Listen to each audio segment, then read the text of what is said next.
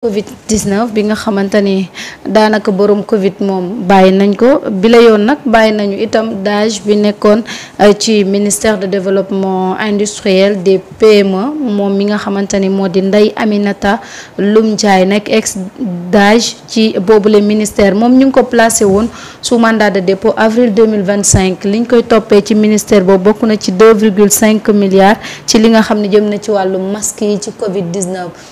kon moom ci secteur bi nga xam ne moom la borom Louga Moustapha Diop bokk foofu la bokk léegi moom malgré opposition bi nga xamante ni parquet bi def na ko teewul may nañ ko liberté provisoire est-ce que tamit du ñu dem ba à un moment donné ñi jàppoon ci Covid yëpp ñu may leen liberté.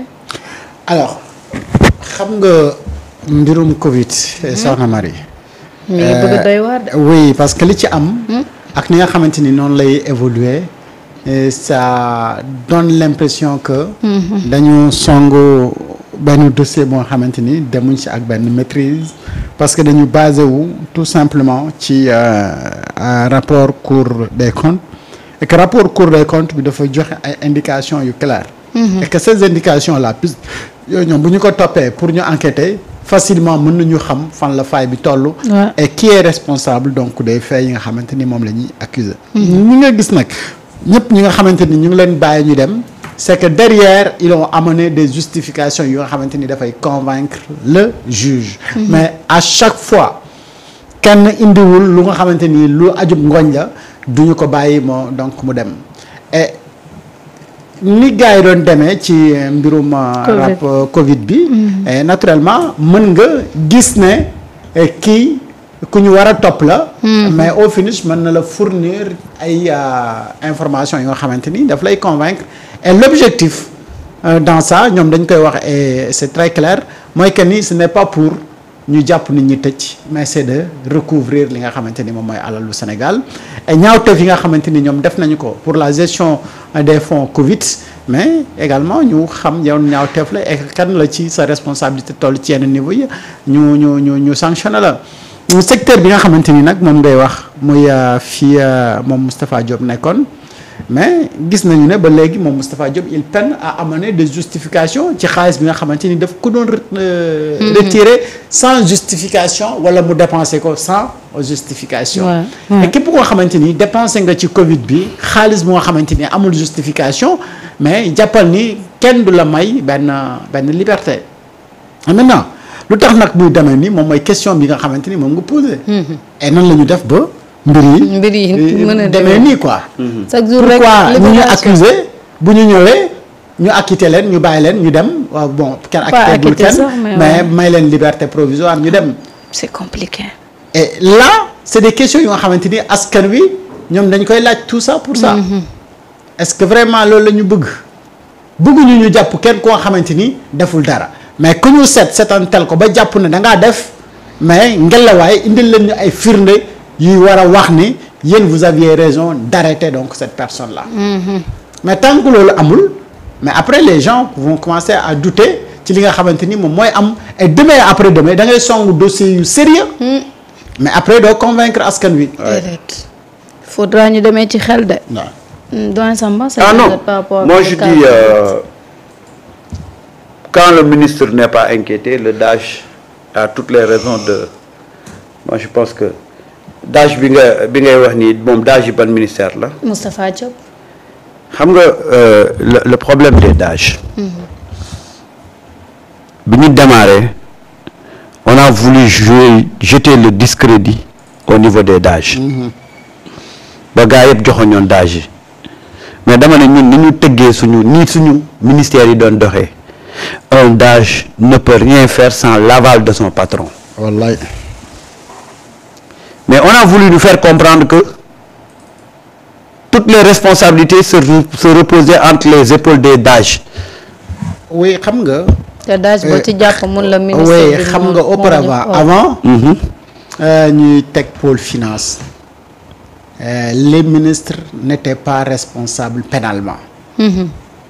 mais prérogative pôle finance daf ci bokk que ñu mën a topp le ministre en termes de complicité ak yeneen yi nga xamante ni moom moo ci lango te ñun ñëpp tous les Sénégalais savent que mais DAGE bi mënul def dara ci ministère bi te nekkul ndigalu le ministre xam nga tappale nag foofu la commencé et ñu ne la le ministre n'est responsable pénalement de rien du tout donc la responsabilité pénale engage le DAGE bi nga xamante ni moom fa la xaalis bi di jóge alors que DAGE bi mu ngi agir sous l'ordre du ministre xam nga foofu ay tappale la. mais d'ailleurs boo gisee la dernière sortie de Macky Sall ben en filigrane c'est ce qu'il dit que dans les rapports on n'a jamais mentionné des ministres. waaw pourquoi ñuy jàpp ministres yi moom loolu la wax parce que on a fait de telle sorte que mais tu ne vois jamais ci affaire yi doo ci gis les ministres donc on a fait de c'est-à-dire que même boo xoolee à l'époque bi rapport yi di njëkk a génn sous le régime de Macky Sall mais on ne parlait que des DAGE on ne parlait que du personnel de deuxième niveau ministres yi dañ leen këccati woon fële donc ñun dañu bëggoon gëmloo ne tey lu mënti am ci gestion fonds Covid bi ministres yi duñ ci dara quoi mais ay DAGE ak ay ñi nekk ci biir quoi machin ñoo nekkoon ci affaire yi loolu la ñu gëmloo et su jàlloon ay DAGE rek nga fi dégg ñuy tëj duñ fi tëj benn ministre et boo xoolee même boo xoolee ci ñu jot a jàpp DAGE ci ëpp. ñoo ci ëpp foofu. ñoo ci ëpp je ne dis pas que DAGE yi defuñ dara de mais dama ne la DAGE fu mu defee rek. am na aval ministre. il a l'aval de son patron. Et à ce niveau-là moi je pense que aujourd'hui si un DAGE présente des documents ou apporte des preuves yoo xam ne war na mën a am liberté provisoire. moi je ne vois pas de problème là-dessus quoi. D'accord. Espérons que ni Covid bi rek du arrêté wu fii parce que tamit nag y a trop de choses à éclaircir de ci le cas Covid-19. alors defe naa ne du yem fii de. du yem fii de. Seydina Alioune ki nga xamante ni moo di Cheikh Seck mi nga xamante ni moom moo doon loué état bi immeuble ba nga xam ne le président de la République moo taxaw moom de nee nañ Cheikh Tidiane Seck patron de SI Fara introuvable te xam nga moom dañ leen a convoqué moom ak yeneeni patron mais moom daal il est introuvable à rappeler que ne moom moo fi loué woon immeuble bi nga xamante ni daanaka Sénégal ak moom mais moom moo doon loué daal état bu Sénégal pare woon sax nag pour fay waaye fi mu ne nii de il est introuvable Cheikh foo jëm. Cheikh lay daw. fan la jëm. alors voilà le problème fondamental ci li nga xamante ni aujourd'hui ñu ngi ko commencé di remarquer comme ay mbir yu mën a gàllankoor la gestion de la reddition des comptes. mooy dans des rapports on identifie ton nom clairement ak des activités yu nga xamante ni def nga ko ak say entreprise ci jamonoy Macky Sall on te demande de venir rendre compte pourquoi jëf ji nga jëf ko naka nga ko jëfee lu tax ñu am donc ceci ci rapport bi au moment où les gens soxla la pour ñu def enquête ci say activités yooyu noonu ak xaalis bi nga xamante ni encaissé nga ko mu nekk l'argent du contribuable mais nga ni mër kenn du la gis soit tu prends les frontières nëbbulante gaañ ba génn kenn du la gis wala ñu dem enquête ñëw ñu ne la toggal xaar bu ñu la soxlawee pour approfondir nga dem mes dootuñu la gis wala ñu jox la liberté provisoire nga nëbbulante gaañ ba dem wala nga xam ne war nañoo ñëw ci yow nga gaawantu génn réew mi ba bis bu ñu yegg ci yow day fekk ne nekkoo ci réew mi dañoo am fulla rek de et mu nekk des problèmes yu nga xamante ni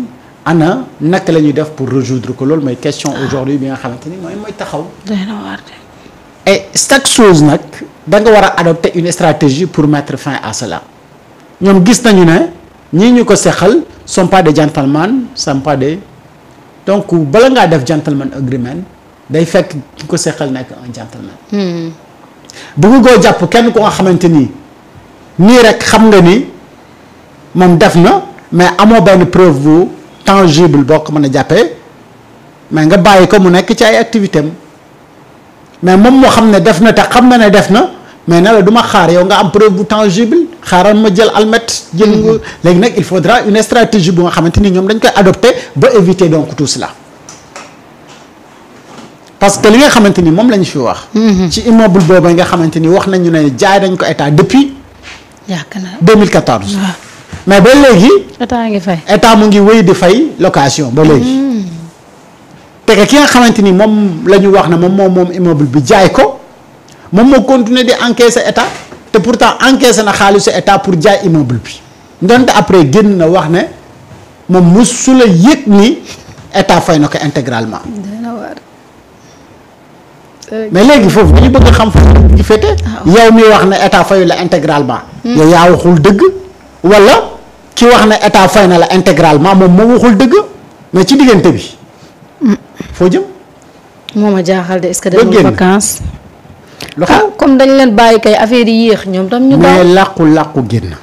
daw ñëw. am na foo xam boo fi duggee doo. am na loo xamante ni quand même boo nekkee un patriote sénégalais waroo ko xalaat a def. waaw loolu patriote nga wax ñoom ñoo la wax ay patriote la yow patriote dina def lii dëkkam ah un vrai patriote. man de